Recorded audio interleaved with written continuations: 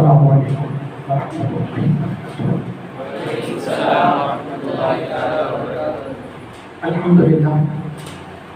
الحمد لله رب العالمين والصلاة والسلام على أشرف المرسلين سيدنا محمد وآله وأصحابه وأتباعه أجمعين. أما بعد فقد قال الله تعالى في القرآن العظيم يؤتي الحكمة من يشاء وقد أوتي خيرا كثيرا. وقال نبينا رسول الله صلى الله عليه وسلم من تواضع لله رفعه الله.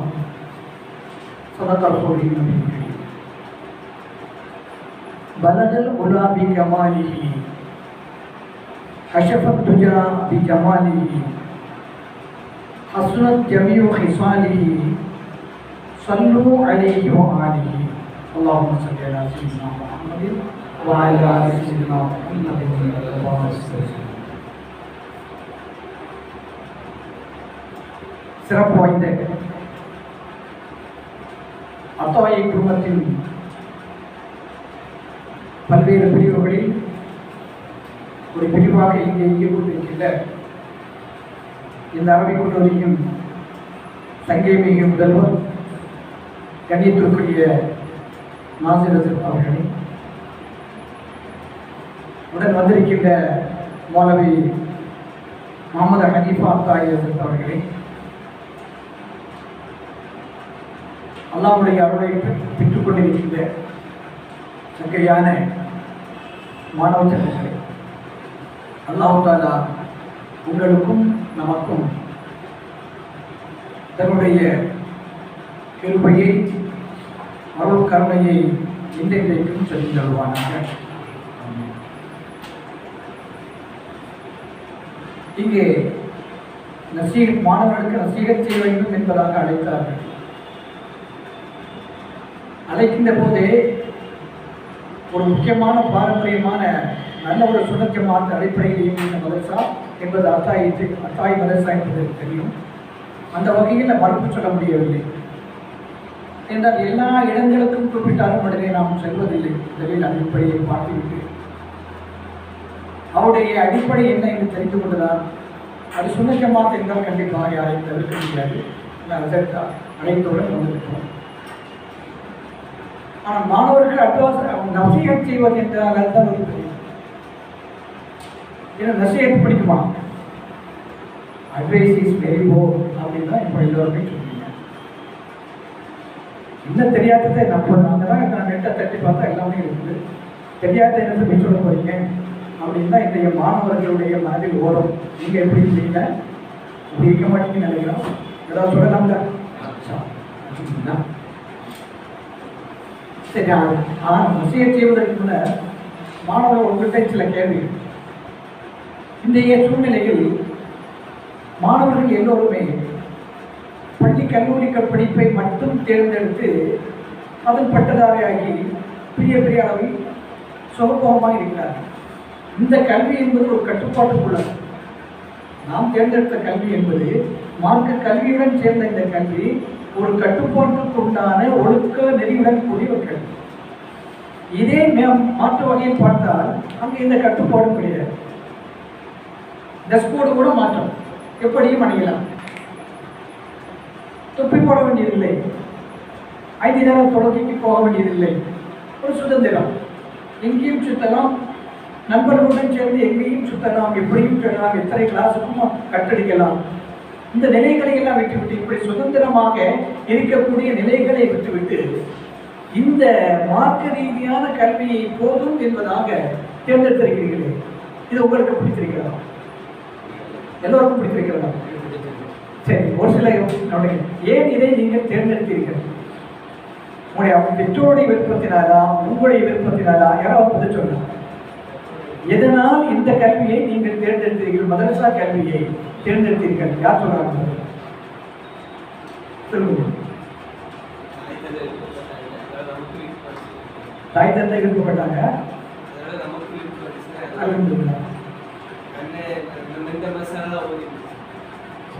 அது பெரிய விஷயம். முதலில் சொல்வது தாய் தந்தையர் விருப்பப்பட்டாங்க, அது பாக்கியசாலி. நீங்கள் ஓதுவதன் மூலமாக யார் பாக்கியம் பெறுகிறார்கள்? நம்முடைய பெற்றோர்கள். அவங்க ஓத முக்கியம், வெளியே பரவாயில்ல கோடிகள் நிச்சயமா சம்பாதிக்கணும்னு அவசியம் இல்லை, இதில் போய் சம்பாதிச்சு அதுலேயும் படிப்பு இருக்கு, பிள்ளைகளை எப்படி தேர்ந்தெடுக்கிறாங்கல்ல, அது ஒரு தியாகம் தான். அல்ஹம்துலில்லாஹ். வேறு யாராவது சொல்லுவீங்களா? இது ஒரு பெரிய விஷயம். நீங்கள் தேர்ந்தெடுத்தது அல்லாஹ் தஆலா பரக்கத் செய்வான். ஏனென்றால் நம்முடைய உயிரிலும் மேலான அருமை நபிகள் நாயகம் ஸல்லல்லாஹு அலைஹி வஸல்லம் அவர்கள் திருவாய் மலர்ந்து சொன்ன வார்த்தைகளில் முக்கியமானது, மார்க்க கல்வி பயின்ற மாணவர்கள் மலக்குமாருடைய ரெக்கையை மலக்குமார்கள் தன்னுடைய ரெக்கையால் அவர்களை சூழ்ந்திருக்கிறார்கள் என்பது நபிகள் பெருமானார் ஸல்லல்லாஹு அலைஹி வஸல்லம் வார்த்தை. தெரியுமில்ல? அப்ப நாம எங்க எப்படி இருக்கிறோம்?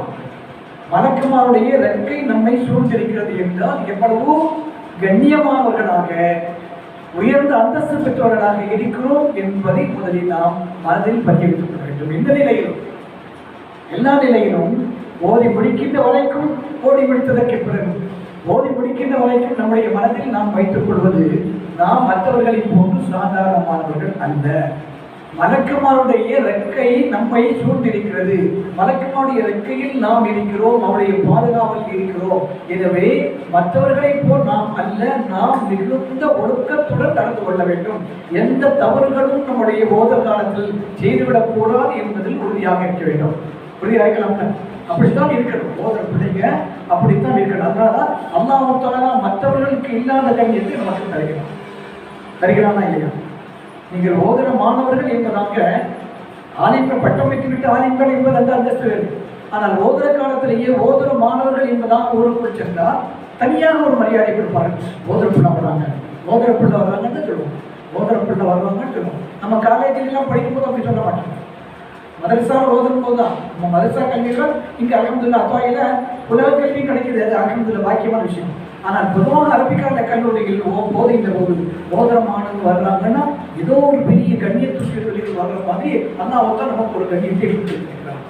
அதை நாம் கவனப்படுத்துகின்ற போதுதான், நாம் அதை தக்க வைத்துக் கொள்கின்ற போதுதான் அந்த கண்ணியம் நிலைத்திருக்கும். அந்த கண்ணியம் நிலைத்திருக்கும். பொதுவாக மார்க்க கல்வி என்பது பணிவுடன் சேர்ந்த ஒரு கல்வி. மார்க்க கல்வி பணிவுடன் சேர்ந்த ஒரு கல்வி என்பது நம்முடைய கவனத்தில் எப்பொழுதுமே இருக்க வேண்டும். அதான் ஆரம்பத்தில் சொல்றது, மந்தவாக இல்லாகி தஃபஅல்லாஹ். அப்ப தெரியல, மந்தவாக இல்லாகி தஃபஅல்லாஹ். நாம் எப்பொழுது தவாதுவை காட்டுவோமோ, அல்லாஹ்வுக்காக தவாதுவாக பணிவாக நடந்து கொள்கிறோமோ, அல்லாஹ் தஆலா இயற்கையாகவே நமக்கு ஒரு அந்தஸ்தை கொடுக்கும். நம்முடைய அந்தஸ்து கூடிட்டே இருக்கும். அதனால பாருங்க, உலமாக்கள் நிறைய பேர்கள் இன்றைக்கு எந்த மஸ்ஜிதில் எந்த நிர்வாகத்தில் அவர்கள் படிப்பிட்டு பிரச்சனைகள் வந்தாலும் வேறு எந்த இடத்திலும் அவர்களை சென்று தன்னுடைய ஜீவிதத்தை ஓட்ட முடியும், எங்கேயுமே கண்ணியம் பெற முடியும். எந்த இடத்திற்கு போனாலும் சரி, எந்த வெளிநாடுகளுக்கு சென்றாலும் கூட உலமாக்களுக்கு என்று தனியாக ஒரு மரியாதை இருக்கிறதா இல்லை. உலமாக்களுக்கு என்றால் தனி மரியாதை அல்லாஹ் தஆலா கொடுத்திருக்கிறான். ஏனென்றால் அவர்கள் அந்த ரசூலுல்லாஹி ஸல்லல்லாஹு அலைஹி வஸல்லம் பணிவில் வந்தவர்கள். நம் உயிரோடு கண்மணி மேலான கண்மணி ஸல்லல்லாஹு அலைஹி வஸல்லம் நிலைகள் நமக்கு தெரியும். ஒரு சில வார்த்தைகளை கவனப்படுத்தியுள்ளோம். எவ்வளவு பெரிய மகத்தான நபி, அவர்களுக்காகத்தான் இந்த உலகமே படைக்கப்பட்டிருக்கின்ற அளவிற்கு உலகத்தில், இந்த உலகத்திலே முதன்மையான உயர்வுக்குரிய அந்தஸ்துக்குரிய ஒரு நபி, மிக பெரும் சாம்ராஜ்யத்தின், இஸ்லாமிய சாம்ராஜ்யத்தின் முடிச்சுள்ளாம் மன்னர். அப்படிப்பட்ட நபியை மதீனா மாநகரத்தில் ஒரு அடிமை கூட கையை பிடித்து இழுத்து கடைவீதிக்கு சென்று விட முடியும், சென்றிருக்கிறார்கள். யாரோ இந்திய தலைவர்கள் யாரோ பக்கத்தில் யாராவது போய்விட முடியுமா? அவருடைய தோளில் கை போட்டால் கூட 2-3 நாட்களுக்கு முன்னர் ஒரு புதுசாக கட்சி ஆரம்பித்த ஒருவருடைய தோளில் கை போட்டால் கூட தட்டி விலக்கி விட்டு, நீயும் அவருக்கும் சம்மதம் எப்படி ஒன்றாக ஆக்குவீர்கள் என்பதாக விளக்குகின்ற காலத்தை எல்லாம் பார்க்கிறோம். எந்த தலைவர் பக்கத்திலும் போய் நிற்க முடியாது, அவருடைய கையை கூட தொட்டுவிட முடியாது. ஆனால் உலகத்தினுடைய முடிசூடா மன்னராக, மிக பெரும் இஸ்லாமிய சாம்ராஜ்யத்தின் மன்னராக இருந்த மஹ்மூத் நபி ஸல்லல்லாஹு அலைஹி வஸல்லம் அவருடைய கையை, திருக்கையை ஒரு சாதாரண அடிமை கூட பிடித்து தெருவீதியில் நடந்து செல்ல முடியும் என்கிற அளவிற்கு பணிவை காட்டியவர்கள் நபிகள் பெருமானார் ஸல்லல்லாஹு அலைஹி வஸல்லம் அவர்கள். தன்னை யாரும் தலைவரே என்பதாக அழைக்க வேண்டாம் என்பதாக பணிவுடன் சொன்ன நபிகள் பெருமானார் ஸல்லல்லாஹு அலைஹி வஸல்லம் சையதுனா பிலால் ரலியல்லாஹு தஆலா அவர்களை சையதுனா என்பதாகத்தான் அழைப்பார்களாம். தெரிந்திருக்கிறோமா? பிலால் ரலியல்லாஹு அடிமை, கடுமையான மிக பெரும் நீக்கிறோம் அடிமையில் மிக பெரும் தாழ்த்தப்பட்டவர்களாக வாழ்ந்தவர்கள், ஒடுக்கப்பட்டு வாழ்ந்தவர்கள். அப்படிப்பட்ட பிலால் ரலியல்லாஹு தஆலா அவர்களை சய்யிதுனா என்பதாக சொல்வார்கள். யார்? உலகத்தின் தலைவர் நபிகள் ஸல்லல்லாஹு அலைஹி வஸல்லம். தன்னை தலைவர் என்பதாக சொல்வதை விரும்பாத நபிகள் பெருமானார் ஸல்லல்லாஹு அலைஹி வஸல்லம் அப்படி சொல்கின்றார்கள் என்றால் எந்த அதற்கு பணி? தனக்காக யாரும் எழுதி நீக்காதீர்கள் என்பதாக பணிவை காட்டிய நபிகள் பெருமானார் ஸல்லல்லாஹு அலைஹி வஸல்லம் மற்ற சமூகத்தின் தலைவர்கள் உள்ளே வந்தால் எல்லோரையும் எழுதி நீக்க சொல்வார்கள். இந்த தகவல் நமக்கு முக்கியமானது. மற்ற தலைவர்கள் வந்திருக்கின்ற போது இந்த சமுதாயத்தில் தலைவர்கள் வந்திருக்கிறார்கள் போமோ என்பதாக எழுந்திருங்கள் என்பதாக தன்னுடைய தோழருக்கு சொன்ன அருமை நபிகள் ஸல்லல்லாஹு அலைஹி வஸல்லம் அவர்கள் தனக்காக எழுந்திருங்கள் என்பதாக என்றைக்கும் சொல்லவில்லை. ஆனால் அதற்காக எழுந்து மரியாதை கொடுக்கக்கூடாது, கண்ணியம் கொடுக்கக்கூடாது என்பது நம்முடைய அடிப்படை அல்ல, நம்முடைய கொள்கையும் அல்ல. அந்த கண்ணியம் தன் இயற்கையாக வரக்கூடியது. இதற்கு நினைவுகள் நமக்கு தெரியும். ஒரு ஞானவான்கள் பெரியவர்கள் சொல்வார்கள், ஒரு தீக்குச்சியையும் தீப்பெட்டியையும் தீக்குச்சியில் உரசினால் இரண்டும் உரசப்படுகிறது. தீக்குச்சியை தீப்பெட்டியில் உரசும் போது இரண்டும் உரசப்படுகிறது. ஆனால் எது எரியும்? தீக்குச்சி தான் எரியும் சொல்வார்கள். ஏன் தீக்குச்சி எரிகிறது தெரியுமா? மருந்து அதிலும் இருக்கிறது, உரசும் போது அதுவும் தீப்பற்ற வேண்டும். ஆனால் தீப்பெட்டி எரிவதில்லை, தீக்குச்சி தான் எரிகிறது. ஏன் தெரியுமா? தீக்குச்சிக்கு தான் தலையில் கனம் இருக்கிறது, அதை தலைக்கணம் பிடித்ததனால் அது எரிகிறது. எனவே தலைக்கணம் இருக்கின்றவர்கள் என்றைக்கும் முன்னேற மாட்டார்கள், அவர்களுக்கு அழிவு இருப்பதாக ஞானமாக சொல்லி காட்டுவார்கள். என்றைக்கும் தலைக்கணம் கர்வம் நம்மளை முன்னேறவே விடாது. மாணவர் பருவத்திலிருந்தே அதை நாம் நம்முடைய வாழ்க்கையில் சொல்லுவார்கள். நாம் எவ்வளவு பெரிய தலைவராக இருந்தால் என்ன, எல்லாம் படிப்போம் நாம் கூறுவோம். சாதாரணமாக இருந்து விட்டால் அல்லாஹ் தஆலா தன்னாக ரசூலுல்லாஹி ஸல்லல்லாஹு அலைஹி வஸல்லம் தன்னால நம்மை உயர்த்துவான் அல்லாஹ் தஆலா. எனவே அந்த பணிவு வேண்டும். மார்க்க கல்விக்கு முக்கியமான ஒன்று இல்முக்கும் அமலுக்கும் முக்கியமான ஒன்று அதவு. அதவில்லாத கல்வி என்றைக்கும் முன்னேற்றத்தை தராது. அதை முதலில் பதிவு செய்து கொடுங்கள். எல்லோரும் சொல்லியிருப்பார்கள், பிரசாதப்பெல்லாம் சொல்லியிருப்பார்கள். இதுதான் என்னுடைய பங்குக்கு நான் சொல்ல முடியுது. நம்முடைய வாழ்க்கையை கடைபிடிக்க வேண்டியது என்றைக்கும் நம்மை படிவுதான் உயர்த்த வேண்டும் என்பதற்கு அந்த நோக்கத்திற்காக படிவை கடைபிடிக்க வேண்டியதே இல்லை. நம்முடைய இயற்கையான தபியத்தாக நம்முடைய தபியத்தை எப்படி இருக்க வேண்டும்? தவாதுவாக இருக்க வேண்டும். இதே நம்முடைய வாழ்க்கையில் எல்லா நிலையிலும் எவ்வளவு பெரிய உச்சத்திற்கு வந்தார், சனது வாங்கி பட்டம் பெற்று மிக பெரும் உயர்வு அந்தஸ்துக்கு வந்தாலும் இங்கேயே பட்டம் பெற்று கலெக்டர் என்கிற நிலையில், மருத்துவர் என்கிற நிலையில், அட்வொகேட் என்கிற நிலையில் நாம் உயர்ந்தாலும் கூட ஒரு படிப்பு என்பது வாழ்க்கையில் என்றைக்குமே இருக்க வேண்டும்.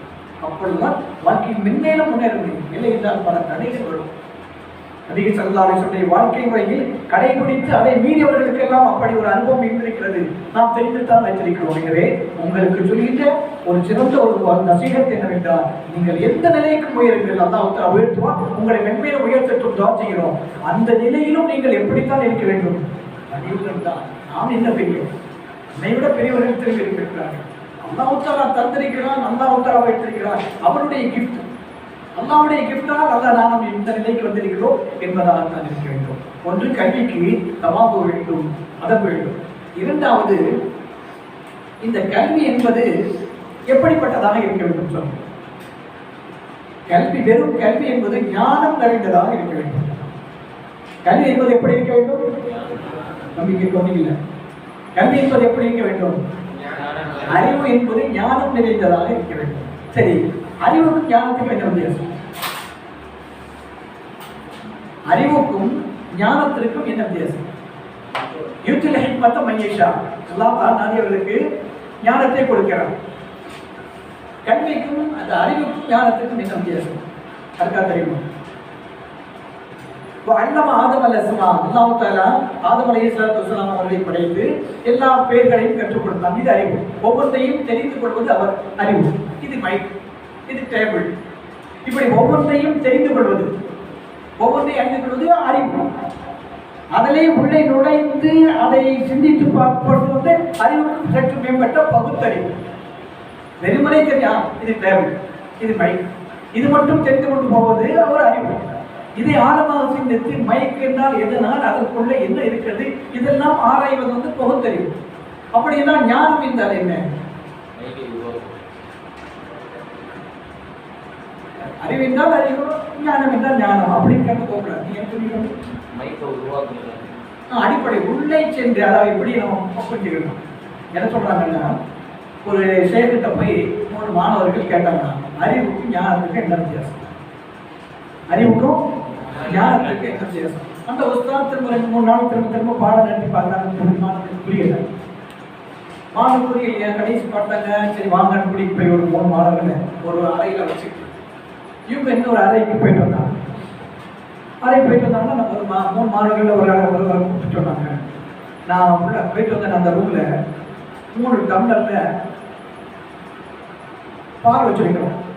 நீ ஏதாவது ஒரு டம்ளர் பால் குடிச்சுக்கோன்னு முதல் மாணவராக அங்கே போனா 3 டம்ளர்கள்னா தங்க நிறத்தை போன்ற ஒரு டம்ளர்ல பால், வெள்ளி நிறத்தை போன்ற ஒரு டம்ளர்லையும் பால் வச்சிருக்கோம்.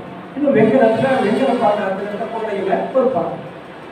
இந்த மாணவர் பார்த்தார், இருக்கின்றதுல எது அழகு, தங்கத்துல தங்க நிறத்தால் செய்யப்பட்ட ஒரு கோடை. அந்த கோடையில இது அழகா இருக்கு, இதை நம்ம குடிச்சு, நமக்கு தான் முதல் சாய்ஸ், பரவாயில்ல நமக்கு வாய்ப்பு, நல்ல வாய்ப்பு கிடைச்சிருக்கு. அதை எடுத்து குடிச்சிட்டார். குடிச்சு சந்தோஷத்தோடு திருப்தியாக வெளியிட்டார். சரி அடுத்த மாணவர்கள் அனுப்பாரு, நீங்க போய் குடிச்சுருவாங்க. அவர் வந்து பார்த்தாரு, தங்க கோவலை காலியா இருக்கு, வெள்ளி கோவலையிலையும் வெங்காய கோவலையும். சார் முதல்ல வந்திருந்தா வெள்ளை தங்க கோவலைகளை குடிச்சுக்கலாமே, எவ்வளவு அழகா இருக்கு, சாய்ஸ் தப்பிட்டார். சரி இருந்தாலும் வெள்ளி கோவலையில உள்ள அந்த வெள்ளி நிறத்தில் உள்ள அதை எடுத்து குடிப்போம்னு, சரி பரவாயில்ல அப்படின்னு ஒரு உடம்பு தண்ணி சாட்டிஸ்ஃபை பண்ணிட்டு 2வது கோவலையோட பால் எடுத்து குடிச்சுட்டு அவர் 3வது மாணவர் போய் சொன்னாங்க. சரி உள்ள போனாங்க. உள்ள போயிட்டு அவர் பார்க்குறாரு, வெள்ளி அருமையான அழகான நிறம், தங்க நிறத்தில் உள்ள உடையிலையும் பால் காணி, வெள்ளி நிறத்துலையும் அவங்க 2 பேரும் குடிச்சிட்டாங்க. நமக்கு இந்த வாய்ப்பு கிடைக்காம வெண்கலத்தில் கிடைக்கவே ரொம்ப பட்டு வச்சுட்டு அதையும் குடிச்சிட்டு தான் சேவை சொல்லிக்கிறாங்கன்னு குடிச்சிட்டு வெளியே வந்தாங்க. வெளியே வந்துட்டார், கவலையோடு வந்தார். அப்போ ஷேப் கேட்டாங்க, என்ன அப்படின்னு, என்ன குடிச்சிருக்கீங்க, உள்ள போனீங்களே என்ன.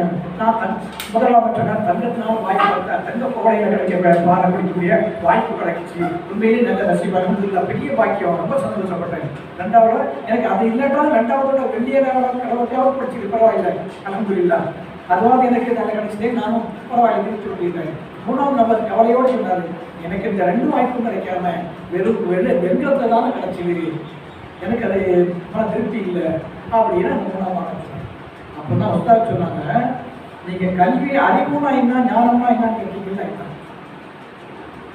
அங்க உள்ள 3மே ஒரே அளவுள்ள ஒரு பால், சுவையான ஒரு பால். அந்த பாலுடைய நிறம், பாலை என்ன சுவை இருந்தது, அது எந்த போலையா இருக்கட்டும், பால் ஒரே நிறமான, அதில் மற்ற இனிப்புகள் எல்லாம் கலந்து வைக்கப்பட்ட ஒரு பால், நல்ல சுவையான பால் 3 டம்ளர் கோடையிலும் அதான் இருந்துச்சு. ஆனா உங்கள் யாருமே அந்த பாலை நான் போய் பாலை குடித்த நன்றாக இருந்தது என்பதாக சொல்வதற்கு யாரும் ஆகவில்லை. உங்களுடைய நிலைகள்லாம் எப்படி இருந்தது, அதனுடைய பால் ஊற்றப்பட்ட பண்ட பாத்திரத்தில் தான் இருந்தது. நீங்க எல்லோருமே பாத்திரத்தை கவனித்தீர்களே தவிர பண்டத்தை கவனிக்கவில்லை. பண்டம்னா பரியாத வைக்கக்கூடிய அந்த பால் பொருள். அப்ப பாத்திரத்தை கவனித்தீர்களே தவிர பண்டத்தை நீங்கள் கவனிக்கவில்லை. பாத்திரம் என்பதுதான் அறிவு, பண்டம் என்பதுதான் என்னது, ஞானம். அதில் வைத்திருக்கின்ற பொருளையை நீங்கள் பாலை நோக்கி இதில் என்ன இருக்கிறது என்பதாக நீங்கள் சிந்தித்து பார்ப்பீர்கள். ஆனால் அது உங்களுக்கு ஞானம். மேம்போக்காக அந்த குவளை நல்லா இருக்கிறது, இந்த குவளை நல்லா இருக்கிறது பார்த்தீர்கள், இது சாதாரணமான. எனவே நீங்கள் ஒரு கவனம் அதில் வந்து நமக்கு என்ன தேவையோ அதில் கவனம் வைப்பதுதான் ஞானம். எனவே இந்த ஞானம் மார்க்கத்தில் இருக்க வேண்டும். இது நான் அறிவுக்கும் ஞானத்துக்கும் முழுமையாக வழக்கம் சொல்லிவிடவில்லை. ஞானமாக நிறைய சொல்வார்கள். சுருக்கமாக உங்கள் புரிவதற்காக மார்க்க கல்வியை கற்றுக்கொள்ளக்கூடிய நாம் அதை தெரிந்து கொள்ள வேண்டும் கொஞ்சமாவது என்பதற்காக சொல்கிறோம். ஆக இதுதான் நடைமுறை. எனவே அறிவை கற்றுக்கொள்கின்ற போது ஞானத்தையும் கற்றுக்கொள்ள வேண்டும். அந்த ஞானம் எல்லோருக்கும் கிடைக்காது, அறிவு எல்லோருக்கும் கிடைக்கும். மனிதனாக பிறந்த அனைவருக்கும் அல்லாஹ் தஆலா அறிவுடன் படைத்திருக்கிறார். ஆனால் எல்லோருக்குமே ஞானத்தை அல்லாஹ் தஆலா கொடுக்கவில்லை. அதுதான் இந்த ஆயத்தில் அல்லாஹ் தஆலா மையேஷா யுத்தில் ஹிக்மத, தான் நாடிய மையேஷா என்பதாக தான் நாடியவருக்கு தான் அல்லாஹ் தஆலா ஞானத்தை கொடுக்கிறான். அதை அறிந்து அதிலே நுழைந்து அதை புரிந்து கொண்டு ஞானவன்களாக ஆர்ஃபீன்களாக மாறுகிறார்களே. ஆரிஃபீன்கள் யார்? அல்லாஹ்வை முற்றிலுமாக அறிந்தவர்கள். அவர்கள் மாத்திரம் எப்படி அறிய முடிகிறது? நாம் அறியவில்லையா? எல்லோரும் தான் அறிந்திருக்கிறோம். ஆனால் அவர்கள் எப்படி அறிந்திருக்கிறார்கள்? உள்ளே நுழைந்து அல்லாஹ் என்றால் எப்படி என்பதை புரிந்து கொண்டவர்கள் என்றால் அவர்களை ஆரிஃபீன்கள் என்பதாக சொல்கிறோம். இன்னொரு கேள்வி, எல்லோருக்கும் தெரிந்த ஆயுதம் ஒமா கலத்துல் ஜின்ன வல் இன்ஸ இல்லா லியஅபுதூன். அர்த்தம் சொல்லுங்க, இதை தெரிஞ்சு நான் சொல்லுங்க. படைப்பதற்காக அல்லாஹ் தஆலா எல்லாத்தையும் படைத்திருக்கிறான், வணங்குவதற்காக படைத்திருக்கிறான்.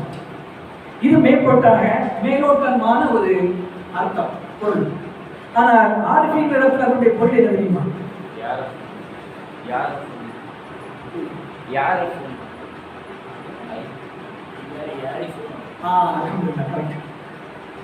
ஆரிஃபீன் சொல்றேன், அல்லாவை வணங்குவதற்காக என்றால் அறிந்து வணங்குவதற்காக. அல்லாஹ்னா யார்? வெறுமை வணக்கம் என்றைக்கும் முன்னேற்றத்தை தரார், கபூலியத்தை தரார். புரியுங்க?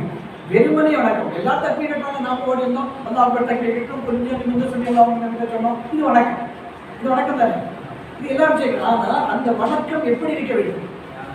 அல்லாஹ்வுக்காக முதல் தன்னதான் தக்பீர் தகுதி என்பதாக சொல்லிடுவாங்க. அது வரைக்கும் ஹலாலாக்கப்பட்டதெல்லாம் ஃபுல்லா ஹராம். எப்போ ஹராம்? தன் தொழுகையை ஆரம்பித்து நீயத் வைத்தவுடன் எல்லாம் ஹராம். அதான் முதல் தக்பீர் தகுதியுமா என்பதாக சொல்கிறோம். அதன் பிறகு மற்ற கவனமா இல்லை. எங்கதான் கவனம் இருக்கணும்? அல்லாஹ்விடம் தான் கவனம் இருக்க வேண்டும். தொழுகையில் எதை நினைக்க வேண்டுமோ அதைத்தான் நினைக்க வேண்டும். இன்னொரு தகவலை தெரிந்து கொள்ளுங்கள். காயப்பட்டுள்ள ஒரு மிகப்பெரிய இறைநேசர் உண்டு. தைக்கா அப்பா வரைக்கும் தான் ஒரு நேசர். அவங்க வாழ்கின்ற போது அவங்க பள்ளிவாசல் அவங்க தான் தொழில்ப்பாங்க, அதெல்லாம் இமாமத் நடத்துவாங்க. ஒரு நாள் இமாமத் நடத்துகின்ற போது அத்தஹியாத்தில் அமர்ந்து கொண்டவர்கள் நீண்ட நேரமாக சலாம் கொடுக்கவில்லை. நீண்ட நேரமாக சலாம் கொடுக்கவில்லை. நாம எவ்வளவு நேரம் சலாம் கொடுக்காம என்ன பிரச்சனை உண்டா? ஆனா இமாம் சலாம் கொடுக்காம என்ன ஆகும்? கோபம் வரும், பதட்டம் வரும். என்னாச்சு இமாமுக்கு? அப்படிதான் நினைப்போம். என்ன உட்கார்ந்துருக்கே நிற்கிறாரு, சலாம் கொடுக்க எவ்வளவு நேரம் உட்கார்றது? நமக்கு வேலை இல்லையா? என்னென்னமோ மனசுல என்ன வரும் இல்லைங்களா? தைக்கா சுவாய் ஒழியிருந்தார்கள் அத்தகையாத்தில் அமர்ந்து கொண்டு சலாம் கொடுக்க நீண்ட நேரமாக பின்னால் இருந்தவர்களும் படப்படப்பா என்ன இதோ ஆயிடுச்சா, ஒரு சிலர் என்ன ரூ போயிடுச்சோ, மொத்தம் ஆயிட்டாங்களோ அப்படிலாம் எண்ணக்கூடிய அளவிற்கு நீண்ட நேரமாக. அதன் பிறகு மிக மிக நீண்ட நேரம் கழித்து அவர்கள் சலாம் கொடுத்தார்களாம். சலாம் கொடுத்த பிறகு கேட்கப்பட்டது, என்ன பின்னாடி நாங்கள் இவ்வளவு நேரம் உட்கார்ந்துருக்கிறோம், நீங்க சலாம் கொடுக்கறதுக்கா இவ்வளவு நேரம்? ஏன்னா அவங்க ஒரு மிகப்பெரும் வாழ்கின்ற போதே எல்லோருக்கும் தெரிந்த அளவுக்கு மிகப்பெரும் ஒரு ஞானவன் ஆரிஃப். அவன் ஞானம் வலியுள்ளான். அதனால போட்டு டக்குன்னு நோச்சு விடுற மாதிரி பேசுங்க, சாதாரணமா படிதான் கேட்டாங்க. இன்னும் இவ்வளவு நேரம் அவங்க சொன்ன தகவல் இன்றைக்கும் உயிரோட்டமாக இருக்கிறது. எந்த வைத்துக் கொள்கின்றனர் அவங்க சொன்னாங்க, அத்தகையாத்தில் நான் உட்கார்ந்து அமர்ந்து அத்தகையாத்தை ஓதுகின்ற போது அஷ்ஹது என்ன சொல்லுவோம், அஸ்ஸலாமு அலைக்க அய்யுஹன் நபியு வ ரஹ்மத்துல்லாஹி வ பரக்காத்துஹு என்பதாக நாம் சலாம் சொல்கின்ற போது அஸ்ஸலாமு அலைக்கனா யாரும் சொல்றோம்? அய்யுஹன் நபியு, நபிக்கு அஸ்ஸலாமு அலைக்கனா எந்த நிலையில சொல்ல வேண்டும்? அஸ்ஸலாமு அலைக்கங்கிறத யாரை பார்த்து எதுக்காக சொல்லணும்? யாராவது முன்னாடி உட்கார்ந்து அலைக்கான்னு சொல்லணும். முன்னாடி உட்கார்ந்து தானே அஸ்ஸலாமு அலைக்குங்கிற வார்த்தை என்ன வார்த்தை? யாராவது இருந்தால் தானே சொல்லணும். அஸ்ஸலாமு அலைக்கன்னு உங்களை பார்த்து அல்ல அஸ்ஸலாமு அலைஹி அவர்கள் மீது தான் சொல்லணும். ரசூலுல்லாஹி இருக்கிறாங்க. அதான் மேலோட்டமா பார்த்தா ரசூலுல்லாஹ் மதீனால இருக்கிறாங்க. ஹயாத்துன் நபி மதீனால இருக்கிறாங்க. அப்பா எப்படி சொல்லணும்? அஸ்ஸலாமு அலைஹி அலைஹின்னு தான் சொல்லணும். ஆனால் அஸ்ஸலாமு அலைக்கன்னு சொல்றாங்க. ரசூலுல்லாஹ் தான் சொல்லியிருந்தாங்க இந்த வார்த்தையை. யார் சொல்லியிருந்தாங்க? அஸ்ஸலாமு அலைக்கும் சொல்லணும். அப்போ என்ன அர்த்தம்? அப்போ உங்கள் மீது சலாம் சொல்லுங்க. உங்கள் மீது சொன்னா அப்போ யாராவது இருக்கணுங்க, யாராவது இருந்தால் தான் உங்கள் மீதே சொல்லுவோம். அப்போ உங்கள் மீதே சலாம் சொல்லுவோமா? அப்போ அவங்க இடைநேச சொல்லிட்டு காட்டினாங்க. சேர்த்து நான் எப்போதுமே அஸ்ஸலாமு அலைக்க அய்யுஹன் நபின்னு சொல்லும்போது ரசூலுல்லாஹி ஸல்லல்லாஹு அலைஹி வஸல்லம் நபி ஹாஜராக இருப்பாங்க. அவர்களை பார்த்து தான் நான் சலாம் பண்ணேன். எவ்வளோ பெரிய ஆர்ஃபின் பாருங்க, எவ்வளோ பெரிய இடைநேசர் என்ன சொல்றாங்க? அவங்கள பார்த்து தான் நான் எப்பவுமே அஸ்ஸலாமு அலைக்க நபியே உங்கள் மீது சலாம் உண்டாகட்டும், அஸ்ஸலாமு அலைக்க நபியு வ ரஹ்மத்துல்லாஹி சொல்லுவேன். இன்னைக்கு அத்தகையாத்தில் உட்கார்ந்து நான் அஸ்ஸலாமு அலைக்கும் சொல்கிறேன். ரசூலுல்லாஹ் ஹாதிரே ஆகலை. ரசூலுல்லாஹ் ஹாதிரே ஆகலை. இன்னைக்கு ரொம்ப பதட்டமாயிடுச்சு, நான் என்ன தப்பு செய்தோம்? எப்பவுமே சலாம் சொல்லும்போது ரசூலுல்லாஹ் ஹாதிராவாங்க, நம்ம என்ன தப்பு செய்தோம்? ஏன் ரசூலுல்லாஹ் ஹாதிராகலை அப்படின்னு பதட்டமாயிடுச்சு. அதன் பிறகுதான் நீண்ட நேரம் கழிச்சு ரசூலுல்லாஹி ஸல்லல்லாஹு அலைஹி வஸல்லம் ஆகினார்கள். அதன் பிறகு அவர்களை பார்த்து சலாம் சொல்லிவிட்டு தான் என்னுடைய தலைவர் தொழுகை நிறைவுக்கு கொண்டு வந்து அதன் பிறகு எனக்கு உணர்த்தப்பட்டது, அன்றைக்கு நான் எப்போதுமே ஹலாலான உணவை தான் பார்த்து சாப்பிடுவேன் விசாரித்து விடு. அன்றைக்கு ஏதோ அந்த ஹலாலான உணவுடன் ஏதோ ஹராமான உணவும் கலந்துகிட்டது போல் எங்கெந்தோ அந்த உணவை நான் சாப்பிட்டு விட்டேன். அதுதான் அதன் பிறகு விசாரித்து பார்த்தால் அதில் ஹராமும் கலந்திருக்கிறது என்பது எனக்கு புரிய வந்தது. அஸ்தக்ஃபிருல்லாஹ், நான் இஸ்திக்ஃபார் செய்து கொண்டேன். எனவே என்னுடைய உணவில் ஹராம் சேர்ந்து விட்டதாலே நபி ஸல்லல்லாஹு அலைஹி வஸல்லம் அவர்கள் அன்றைக்கு ஆஜராகவில்லை என்பதை புரிந்து கொண்டு அதன் பிறகிலிருந்து இன்னும் சுத்தமாக முழுக்க பேணுதலுடன் ஹலாலான உணவையே உட்கொண்டு ஒவ்வொரு தொழுகையிலும் ரசூலுல்லாஹி ஸல்லல்லாஹு அலைஹி வஸல்லம் அவர்களுக்கு சலாம் சொல்லிக் கொண்டு வந்தேன் என்பதாக அவருடைய வாழ்க்கை வரலாற்றை நாம் அங்கே அந்த ஊரிலும் பதிவு செய்திருக்கிறார்கள். இன்றைக்கும் கலைக்களஞ்சியம் நூல் அதை பதிவு செய்திருக்கிறார். நான் புரிவது என்ன? இதுதான் ஞானம். இந்த ஞானம் இருந்தால் அல்லாஹ்வை பற்றி அறிந்து கொள்ள, அல்லாஹ்வை பற்றியும் அல்லாஹ்வுடைய தூதரை பற்றியும் அறிந்து கொண்டால் நிச்சயமாக நமக்கு ஞானம் பிறக்கும். அந்த ஞானம் தான் அப்படி நாம் புரிந்து கொண்டு வணங்குவதுதான் உண்மையான வணக்கம். அல்லாஹ்வை அறிந்து வணங்குவது சொல்லுங்க. அல்லாஹ்வை அறிந்து வணங்குவது, அல்லாஹ்வை அறிந்து வணங்குகின்ற போதுதான் அந்த வணக்கத்தில் முழுமையான ஈடுபாடு வரும். பெயருக்கு அல்லாஹ் அக்பர் தோடைய படம் நான் இருக்காது அல்லாஹ் போகிறேன் அல்லாஹ் அக்பர் என்பதாக சொல்லி அல்ஹம்து சூரா துணை சூரா நான் ஒதுக்கிற பொருள் அது சாதாரண வணக்கம், எல்லாரும் செய்யக்கூடிய வணக்கம். ஆனால் உலமாக்களாக ஆகக்கூடிய நமக்கு எப்படி வரும், எப்படி தெரிய வர வேண்டும்? தக்பீர் தஹரீமாயின் நிச்சயமாக தகமை அதை வரைக்கும் உண்டான எல்லா விஷயங்களையும் ஒதுக்கிவிட்டு நாம் அல்லாஹ்வை சந்திக்கிறோம், அல்லாஹ்விடம் பேசப் போகிறோம். தொழுகை என்பது அல்லாஹ்வுடன் வசனிக்கும் ஒரு நிலைதான் தொழுகை. அல்லாஹ்வுடன் சம்பாசிக்கக்கூடிய பேசக்கூடிய நிலைதான். இதை எல்லாவற்றையும் ஹராமாக்கி விட்டு உலக தொடர்பையை விட்டு அல்லாஹ்வுடைய நினைவில் இருக்க வேண்டும் என்பதனால் தான் தொழுகையில் இப்பொழுதெல்லாம் ஒரு அறிவிப்பு செய்யப்படும். என்ன அறிவிப்பு செய்யப்படும்? செல்போனை சுவிட்ச் ஆஃப் செய்து கொள்ளுங்கள், ஆஃப் செய்து சைலண்ட்ல போட்டுங்க. ஏன்னா நம்முடைய தொடர்பு வழியில் இருக்கக்கூடாது. இன்னைக்கு எல்லாரும் ஆரம்பிச்சாங்க. அப்படி சொன்னாலும் வைக்கிறாங்க. அப்படி சொன்னாலும் கூட சுவிட்ச் ஆஃப் பண்றது இல்லை, வந்து இருக்காது. ஏன்னா வேலைகள் ஒரு ரிங்டோன் வந்தால் கூட எங்க கவனம் வரும்? அந்த ரிங்டோனை வச்சு யாரும் சமைக்கிற கண்டுபிடிக்கக்கூடிய நிலையெல்லாம் இருக்கு. இந்த நிலையில தொழுகைக்கு வெளியே கவனம் வரும்.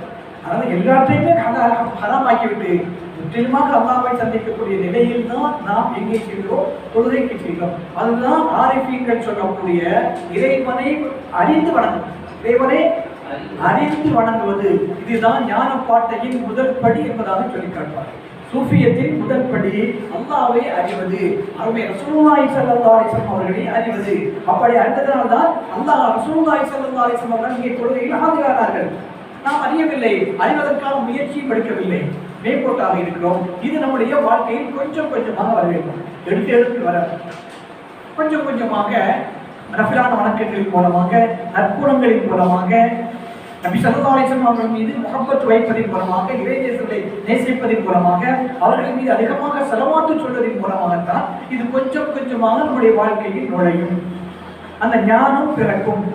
அந்த ஞானம் பிறக்கின்ற போது, நமக்கு அந்த ஹிக்மத்துகள் வருகின்ற போது, யூத்தல் ஹிக்மத்தை பக்கத்து ஊற்றிய கைரன் கசீரா அல்லாஹ் சொன்னோம்னா இல்லையா? அப்படி அல்லாஹ் தஆலா தாம் விரும்பியவர்களுக்கு ஞானத்தை கொடுத்து விட்டால் பக்கத்து ஊற்றிய கைரன் கசீரா ஏராளமான நன்மைகளை அல்லாஹ் தஆலா நமக்கு தந்து விடுகிறார். அதன் பிறகுதான் இந்த ஒரு ஹதீஸ் வருகின்ற போது, என்னுடைய நேசர் என் பக்கம் விரும்பினால் நான் பற்றும் கையாக, பார்க்கும் கண்ணாக, கேட்கும் செவியாக நான் மாறிவிடுகிறேன் என்பதாக அல்லாஹ் தஆலா சொல்லியிருக்கிறான் இல்லையா? ஹதீஸ் தெரியுமா உங்களுக்கு? இறைநேசர்களை பற்றிய ஹதீஸ் ஒன்று புகாரில் சொல்லியிருக்கிறது. இறைநேசர்களை பற்றிய ஹதீஸ் எப்படி? என்னுடைய அடியார் என் பக்கம் நெருங்கிவிட்டால் அவர்கள் பார்க்கும் கண்ணாக, பார்வையாக, பற்றும் கையாக, நடக்கும் காலாக நான் மாறிவிடுகிறேன் என்பதாக சொல்றது யார்? வல்ல இறைவன் அல்லாஹ் தஆலா. ஹதீஸ் அதைத்தான் இறைவன் சொல்கிறான், அல்லாஹ் சொல்கிறான் என்பதைத்தான் அந்த ஹதீஸில் நபிகள் ஸல்லல்லாஹு அலைஹி சொல்கிறார்கள். நான் அல்லாஹ் தஆலா தான் சொல்கிறான், என்னுடைய அடியான் நஃபிலான வணக்கங்களின் மூலமாக என் பக்கம் நெருங்கிவிட்டால் என்ன செய்கிறான்? நான் பற்றும் கரமாக, பார்க்கும் பார்வையாக, நடக்கும் காலாக நான் மாறிவிடுகிறேன் என்பதாக சொல்வதின் நோக்கம் இன்றைக்கு பல வலிமார்கள் அப்படித்தானே ஆகிறார்கள். அல்லாஹ் தனி பவரை அவர்களுக்கு கொடுக்கிறான். அவருடைய கைக்கு தனி சக்தி, பார்வைக்கு தனி சக்தி, அவருடைய காது கேட்கும் திறனுக்கு தனி சக்தி வந்து விடுகிறது. அதனால்தான் இறைநேசர்கள் ஒரே நேரத்தை இருந்து கொண்டு மக்காவிலும் தொடரக்கூடிய நிலைக்கு நாம் இறைநேசர்களுக்கு இருக்கிறோம். இந்த இருந்த இடத்திலேயே இருந்து மக்காவின் ஜமாத்துடன் சேர்ந்து தொழுதுவிட்டு வரக்கூடிய வாய்ப்புகள் எல்லாம் பல இறைநேசர்களுக்கு கிடைத்திருக்கிறது. எப்படி? அல்லாஹ் அவர்களுக்கு தனி பவரை கொடுக்கிறான், தனி சக்தியை கொடுக்கிறான். அந்த நிலைக்குத்தான் ஞானம் நமக்கு கொடுக்கிறது. ஞானத்தின் மூலமாக இறைவனை அறிந்து வணங்குவது, இறைவனை புரிவது, ஒன்றை தெரிந்து கொண்டால் அதன் மூலமாக உள்ளே நுழைந்து எல்லாவற்றையும் சிந்தித்து உள்வாங்கிக் கொள்வது, இந்த நிலை நமக்கு வந்துவிட்டால் மேம்போக்காக படிக்காமல் மேம்போக்காக கல்வியின் எளிமை தெரிந்து கொள்ளாமல் அந்த இல்மிலும் உள்ளே நுழைந்து என்ன இருக்கிறது, எதனால் இப்படி சொல்லப்பட்டிருக்கிறது, இமாம்கள் இதை ஏன் இப்படி சொன்னார்கள், அருமை ரசூலுல்லாஹி ஸல்லல்லாஹு அலைஹி வஸல்லம் அவர்கள் இதை சொல்வதற்கு காரணம் என்ன, சஹாபாக்கள் இதை எப்படி நடப்பதற்கு காரணம் என்ன என்பதையெல்லாம் உள்வாங்கி அவர்கள் பின்பற்றும் போதுதான் அந்த ஞானம் நமக்கு பிறக்கும். ஞானம் பிறக்கின்ற போது நாம் கொஞ்சம் கொஞ்சமாக சூஃபிகளாக ஆரிஃபீன்களில் ஒருவராக ஆகக்கூடிய நிலைகளும் வரும்.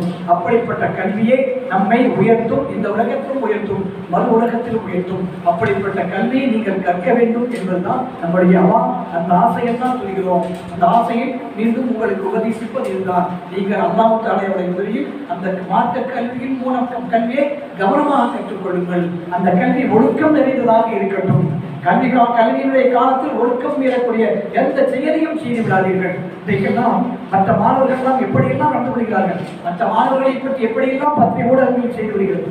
அதுபோல இல்லாமல் ஒழுக்கம் நிறைந்த கல்வியாக கற்றுக்கொண்டு அந்த கல்வியின் மூலமாக உள்ளே நுழைந்து கொஞ்சம் கொஞ்சமாக நம்முடைய ஹிக்மத்தை வளர்த்து கொண்டு ஞானத்தை வளர்த்து கொண்டு ஆரிஃபீன்களில் ஒருவராக மாறுவதற்கான முயற்சியை நம்மை அனைவருமே எடுத்துக்கொள்ள வேண்டும். அல்லாஹ் தஆலா அப்படிப்பட்ட நசீபை, நல்ல உணர்வை நம் அனைவருக்குமே அல்லாஹ் தஆலா தந்தருள்வானாக என்பதாக துஆ செய்து கொள்வதுடன், இங்கே நிறைய சொன்னார்கள், சொல்வதற்கு ஒன்றுமே இல்லை, பெரிதாக ஒன்றுமில்லை. நாம் வளர்ந்திருக்கிறோம், படித்திருக்கிறோம், 10 சரது வாங்கி இருக்கிறோம், வெறுமனே சரது வாங்கி இமாமாக இருக்கிறோம், அப்படியே போய்விடக்கூடாது.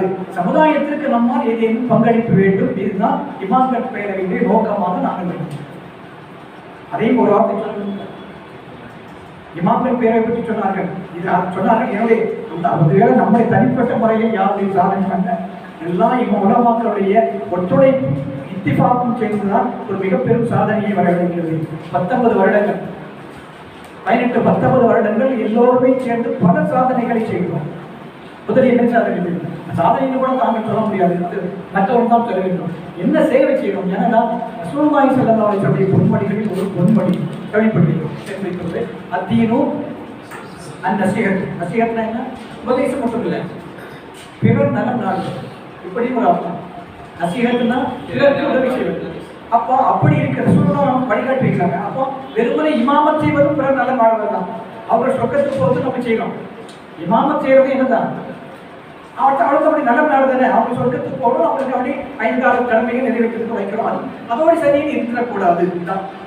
இமாம்கள் பேரவைன்னு ஆரம்பித்து அதை கொண்டு சென்று இவ்வளவு பயணிக்கிறதுக்கு காரணம், அடிப்படை காரணம் என்ன? வெறும் இமாமத்தோடு நாம் நிறுத்திக் கொள்ளக்கூடாது. நம்மால் பல சமுதாயம் பயன்படுகிறது. பிறர் நலம் நாடி அவர்களுக்கு ஏதாவது ஒத்துழைக்க வேண்டும். முதலில் அவர்களுடைய கல்விக்கு ஒத்துழைப்பு அவருடைய படிக்கின்ற பிள்ளைகளுக்கெல்லாம் நல்ல மதிப்பெண்கள் பெற்றார். எங்களால் புரிந்தது சேலம் மாவட்டம் தான் செய்ய முடியும். சேலம் மாவட்டத்தில் நல்ல வசதியாக அதிகமான பொதுத் தேர்வில் அதிகமான மதிப்பெண்கள் பெற்றிருந்தவர்களை கண்டறிந்து அவர்களை அழைத்து அடுத்த வருடம் அவர்களுக்கு வறுமையானவர்களை கண்டறிந்து அடுத்த வருடம் அவருடைய படிப்புக்கான செலவை ஏற்றுக்கொள்வது. இது சேவைதானே, மார்க்க சேவைகள். இது ஒரு உலமாக்கள் கேட்கும், மற்ற பல தொண்டு இயக்கங்கள் செய்கிறது. ஆனால் உலமாக்கள் செய்வதற்கு வேண்டும் என்பதாக குறிக்கோளுடன் ஆரம்பத்தில் செயல்படுத்தப்பட்ட இமாம்கள் பேரவையில் சேவைகள். கவனம், நாம் போதி சென்றதற்கு பிறகும் நம்முடைய கவனத்தில் இருக்க வேண்டியது. நாம் பிறருக்கு என்ன செய்ய வேண்டும்? முதலில் படிக்கின்றவர்களை, படிப்புதான் கல்விதான் கண்ணை தரணும். அப்படிதான் இன்னைக்கெல்லாம் ஓரளவு படிக்க ஆரம்பிச்சிட்டாலும் கூட கவனமாக முழுமையாக படிக்கிறவர்களே குறையும். ஏனென்றால் வறுமையின் காரணமாக பாதி பேர்கள் படிப்பை நிறுத்துகிறார்கள். இன்னொன்று, இந்த உல்லாசத்தின் காரணமாக படிக்க போனாங்க கட்டுப்பாடு, ஸ்கூலு, டியூஷன், என்னடா இது டியூஷன், ஸ்கூலு இதெல்லாம் போயிட்டு அப்படின்னு அந்த நோக்கத்தில் படிக்க விடுறாங்க. எனவே சிலர் உண்மையிலே எதார்த்தமாக சொல்லணும்னா சில வசதி இல்லாமல் படிப்பு இருக்காங்க. நல்லா படிக்க வேணும், ஆனால் வசதி இல்லை. இவங்களை கண்டறிந்து அவங்களை ஊக்கப்படுத்தி படிப்பு செலவுகளை படிப்புக்கான பொறுப்பை ஏற்றுக்கொள்வது இது ஒரு செயல். இரண்டாவது மருத்துவ உதவி. என்ன உதவி? மருத்துவ முகாம். நம்ம மற்றவங்க நடத்துறாங்க, எல்லாரும் இமாம்கள் நடத்தினது வேறு. நம்ம மருத்துவ உதவி மருத்துவ முகாம்களை நடத்துவோம். அந்த மருத்துவ முகாம்களின் மூலமாக ஏழை மக்கள் பொதுமக்களுக்கு நிறைய வசதிகள் கிடைக்கும். அவங்களுக்கு மருத்துவருடன் தொடர்புகளை ஏற்படுத்தி கொடுக்கலாம். இதுவும் ஒரு சேவை, இதை செய்கிறோம். அடுத்ததாக ஏழை குமர்களுக்கு திருமணம் நடத்திருக்கிறோம். அல்ஹம்துலில்லாஹ் எங்கள் சேவைகளில் உண்மையிலேயே நாங்கள் பெருமைப்பட்டு அல்லாஹ் தஆலா எங்களுக்கு அந்த வாய்ப்பை தந்திருக்கிறோம். நாங்கள் பெருமைப்பட்டுக் கொள்வது சென்ற வருடம் வரைக்கும் 52 ஏழை குமர்களுக்கு திருமணம் செய்திருக்கிறோம். இமாம்கள் மட்டும் சேர்ந்து இதுவரைக்கும் சென்ற வருடம் வரைக்கும் 52 குமர்களுக்கு, ஏழை குமர்களுக்கு திருமணம் நடத்தி ஒவ்வொரு வருடம் அது சொன்ன மாதிரி மீனாடு கையை மீன அவ்வளோ பெரிய கல்யாணம் ஏழைகள் உள்ள நுழையவே முடியாது. 1 லட்சம் ரூபாய் வாடகை அவங்க போய் செய்ய முடியாது. அந்த இடத்தில் அவங்களுக்கு உணவு போட்டு சாப்பாடு எல்லாம் ஏற்பாடு பண்ணி அவங்களுக்கு அந்த திருமணம் நடத்தி வைக்கின்ற ஒரு வாய்ப்பை உருவாக்கி கொடுத்திருக்கிறோம். அந்த வகையில் 52 ஏழை குமர்களுக்கு திருமணம் நடத்தியிருக்கிறோம். இமாம்கள் என்கிற முறையில் நாம் செய்யக்கூடிய ஒரு சேவைகள் நம்முடைய கவனத்துக்கு பெருமைக்காக இல்லை. நாங்கள் எப்படிலாம் செய்வோம், நாங்கள் நீங்கள் பாராட்டுறது இல்லை. நல்லா பெருமைக்குரியவும் நல்லா இருக்கிறாங்க. இதில் நம்ம என்ன செய்ய வேண்டும்? அடுத்து நம்முடைய சிந்தனைகள் எப்படியெல்லாம் போக வேண்டும் என்பதற்காக சொல்லப்பட்ட நிகழ்ச்சி. மார்க்க சேவைகள் பயான் வைக்கிறோம், ஹஜ் ப்ரோக்ராம் நடத்துகிறோம், மீலாது விழா நடத்துகிறோம், பட் அக்கீதா மாநாடு நடத்துகிறோம். இதெல்லாம் மார்க்க ப்ரோக்ராம். இதெல்லாம் ஒரு பொதுமக்களுக்கு நாம் என்ன செய்ய வேண்டும்? இதுவரை இன்னொரு முக்கியமான விஷயத்தை இளைஞர்கள் வழிகட்டு மிக வழித்தரத்தில் போகிறாங்க. ரொம்ப தூரம் வழிகட்டு போயிடறாங்க. எங்கெல்லாம் போயிடுறாங்க? உடனே இயக்கத்துக்கு பின்னாடி போகிறாங்க. தெரியுங்களா? பல்வேறு இயக்கங்களுக்கு பின்னாடி போகிறாங்க. ரோட்டில் மறியல் பண்ணுறது, அது செய்யறது, அதை பண்ணுறதுக்கு மட்டும் அப்படி போகிறாங்க. இன்னொன்று ரசிகர் மன்றத்தில் போகிறாங்க இல்லையா? இப்படி எதுலையுமே சேராம வீடான நம்மளுடன் சேர்ந்து கெட்டி குட்டிச்சோரா போகிறாங்க. இது இருக்குல்ல, இப்படியெல்லாம் போகிறாங்க என்பதனால் ஓரளவிற்கு அந்த மாணவர்களை, அந்த இளைஞர்களை ஒரு நல்ல நெருக்கி கொண்டு வர வேண்டும் என்பதற்காக இமாம்கள் பேரவையின் சார்பாக இளைஞர் அணி ஒவ்வொரு மஹல்லாவிலும், ஒவ்வொரு இமாம்களின் கீழ் ஒவ்வொரு மஹல்லாவிலும் இளைஞர் அணி என்பதாக உருவாக்கி அதையும் செய்யப்பட்டு கொண்டிருக்கிறது. தெரிந்து கொள்ளுங்கள், நாளை பிற்காலம் நமக்கு இது உதவும். நாம் ஒரு மஹல்லாவிற்கு சென்றால் அந்த மஹல்லா நமக்கு பொறுப்பு. எனவே தொழில்வைக்குவதோடு நிறுத்திக் கொள்ளாமல் அந்த மஹல்லாவுடைய இளைஞர்களை நெறிமுறைப்படுத்த வேண்டும், நல்வழிப்படுத்த வேண்டும். இது முக்கியமான இமாம்களுக்கு இருக்கக்கூடிய முக்கியமான கருத்து. நீங்கள் இமாமத் என்கிற பணிக்கு செல்லாமல் வேறு துறைக்கு சென்றாலும் கூட அந்த நிலையிலும் கூட அந்த இமாமுடன் சேர்ந்து அந்த நெருக்கமான இமாமுடன் சேர்ந்து பயணித்து இளைஞர்களை ஒன்று சேர்க்க வேண்டும். இல்லை என்றால் அந்த இளைஞர்கள் மிக தவறான வழியை சென்று விடுவார்கள், மோசமான நிலைக்கு செல்வார்கள், மதுசூதி என்கிற அளவிற்கு கூட சென்று விடுகிறார்கள். அவர்களையெல்லாம் நல்வழிப்படுத்துகின்ற போது அந்த நன்மை நமக்கு கிடைக்கும். ஒரு சமுதாயம் நல்ல முறையில் உருவாக்கக்கூடிய அந்த நிலை நமக்கு கிடைக்கும் என்பதால் இளைஞர்களை முடிந்த வரைக்கும் நம்முடன் பயணிக்கக்கூடிய இளைஞர்களை ஒன்றிணைத்து அவர்களுக்கு மார்க்க சேவைகளை செய்வதற்கான ஆர்வத்தை உருவாக்கிறது. அதை இமாம்கள் பேரவையிலும் இளைஞர் அணி இருப்பதாக ஒவ்வொரு மகன்தாக்களிலும் இருக்கிறது. இது நாம் செய்ய வேண்டும். பெண்களிலும் அப்படி செய்யக்கூடிய வாய்ப்பு இருந்தால் அதை தனியாக உருவாக்கி அவர்களுக்கு தனியாக ஒரு அணியை உருவாக்கி அப்படி செய்ய வேண்டும். இவைகள் எல்லாம் தான் நாளை இந்த சமுதாயத்திற்கு நாம் செய்யக்கூடிய மகத்தான சேவைகள்.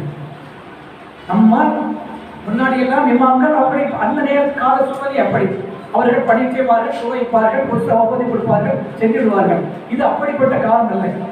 அப்படித்தான் எல்லா மக்களும் ஒழுக்கமாக இருந்தார்கள், கட்டுப்பாடுகளை மீறவில்லை. ஆனால் இப்பொழுதுள்ள நிலைகளில் நாம் குறுக்கிட்டு அவர்களை கட்டுப்படுத்தவில்லை என்றால் நாம் குற்றவாளிகளாக மாறிவிடுவோம். நாம் எப்படி மாறிவிடுவோம்? குற்றவாளிகளாக. ஒரு மஹல்லாவுக்கு அந்த இமாம் தான் பொறுப்பு. எனவே இமாம் நாம் மற்ற துறைக்கு ஒரு வக்கீலாகவோ ஒரு மருத்துவராகவோ சென்றால் கூட அந்த நிலையிலும் இமாம்களுடன் தொடர்பு வைத்துக் கொண்டு அந்த மகல்லாவினுடைய இளைஞர்கள், பெண்கள், மற்றவர்கள் நல்வழிப்படுத்துவதற்கு நாம் நம்முடைய பயணத்தை அங்கே தொடர வேண்டும், பங்களிப்பை செலுத்த வேண்டும். செலுத்தலாமா? அல்ஹம்துலில்லாஹ், அல்லாஹ் தஆலா கபூல் செய்யட்டும். ஆமீன். கண்டிப்பாக செய்யுங்கள். இதுதான் எனக்கு பெரிய விஷயம் செய்யணும்லாம் இல்லை, தான் என்னுடைய ஆபத்தை நம்ம செய்யறத மக்களுக்கு எடுத்து வைப்போம். நம்ம அதை கூட்டும்போது என்னுடைய மனசில் பட்டதுதான் நம்ம செய்யறத நம்ம சொல்லி வைப்போம். ஒரு நாள் இல்லாட்டால் ஒரு நாள் உடைய சிந்தனையில் ஓடினால் நாளை பிற்காலத்தில் அவர்களுக்கு இப்படி ஒரு நல்ல ஒரு இமாமாக அவர்கள் உருவாகலாம். அவர்கள் மூலமாக சமுதாயம் அவர்கள் மிக பெரும் ஒரு வாய்ப்பை பெறலாம். மகளாவாசிகள் அதன் மூலம் மிகப்பெரும் பெயரை பெறலாம் என்பதுதான் நோக்கம். அதனால் வெறுமனே மார்க்க சேவை என்பதாக மார்க்க பயான் என்பதோடு நாம் நிறுத்திக் கொள்ளாமல் நம்முடைய பிற்காலத்திலும் போதுகின்ற போது அதோடு நல்ல ஞானத்துடன் புரிந்து அதை போதுக்க ஞானம் படைக்கின்றார்கள், அதை பயன்படுத்திக் கொள்ளுங்கள். ஓதி முடித்தது பட்டம் பெற்றதற்கு பிறகு கூட எந்த துறைக்கு சென்றாலும் மகல்லா இமாமிடம் தொடர்பு வைத்துக் கொண்டு அந்த மகல்லா முன்னேறுவதற்கான ஒரு வாய்ப்பையும் நல்ல முறையில் முன்னேறுவதற்கான ஒரு வாய்ப்பையும் உருவாக்கிக் கொள்ளுங்கள். இதுதான் என்னுடைய நசீகத்தாக நான் சொல்கிறேன். அல்லாஹ் தஆலா நசீகத்தை கபூல் செய்யட்டும். உங்களை எல்லா நிலையிலும் இப்படி மக்களுக்கு தொண்டு செய்யக்கூடிய மார்க்கத்தை புரிந்து கொண்டு அதன்படி ஒழுக்கமாக நடந்து மக்களுக்கும் தொண்டு செய்யக்கூடிய நல்ல ஆலிம்களாக ஆலிமே ரப்பானியாவாக மாத்திரமல்லாமல் சுன்னத் ஜமாத் அடிப்படையில் பயணிக்கக்கூடிய ஒரு ஆலிம்களாக வல்ல இறைவன் அல்லாஹ் தஆலா நம் அனைவரையும் ஆக்கி அருள்வானாக. இந்த வாய்ப்பை தந்த ஹஸரத் அவர்களுக்கும் இதை அமைதியாக்கிய மாணவ சடுகளான உங்களுக்கும் என்னுடைய மனமார்ந்த நன்றியை தெரிவித்துக் கொள்கிறேன். ஜஸாக்கல்லாஹு கைரன் ஜஸா. வாஹிர் தஅவானா அல்ஹம்துலில்லாஹி ரப்பில் ஆலமீன். அஸ்ஸலாமு அலைக்கும்.